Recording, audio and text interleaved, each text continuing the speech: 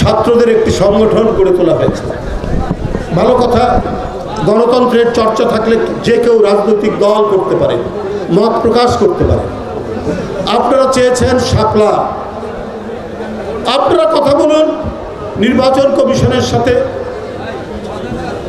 আপনাদের দাবি নিয়ে, আপনাদের প্রতীক নিয়ে। যদিও শাপলা একটা জাতীয় প্রতীক, জাতীয় ফুল, এবং এই জাতীয় ফুলটি একটা জাতীয় প্রতীকে পরিণত হয়েছে। জাতীয় যে কোনো একটি অনুষ্ঠান বা রাষ্ট্রপতি বা প্রধান উপদেষ্টার ইয়েতে দেওয়া হয়, তার প্রতি একটা আলাদা মানুষের শ্রদ্ধাবোধ রয়েছে, সেটা আপনারা চান।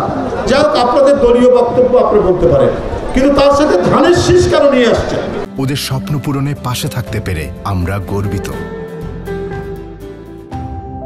ধানের শীষ আজ 47 বছর বিএনপির নির্বাচনী প্রতীক। তার আগে ছিল মাওলানা মজলুম জননেতা মাওলানা আব্দুল হামিদ খান ভাসানীর, তার যে রাজনৈতিক দল ন্যাপ, তার প্রতীক ছিল।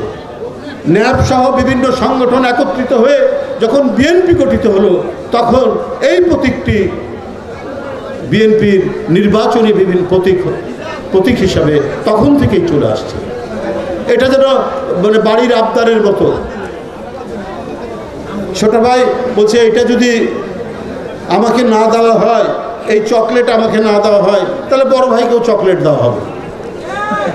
ব্যাপারটা এইরকম যে তারা শাপলা না পেলে ধানের শীষও দেওয়া হবে না। ভাই, ধানের শীষ আপনার জন্মের আগে বিএনপির প্রতীক,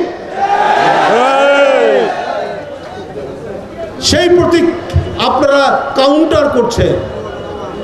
আপনাদের শাপলা না দিলে ধানের শীষ দেওয়া হবে না, এই ধরনের একটা অযাচিত বিতর্ক তৈরি করে কেন আপনারা একদিকে সময় নষ্ট, আরেকদিকে আমাদের প্রত্যেকেরই যে একটা ঐক্যবদ্ধ স্পিরিট গণতন্ত্রের, সেই স্পিরিটকে কেন আপনারা নষ্ট করছেন?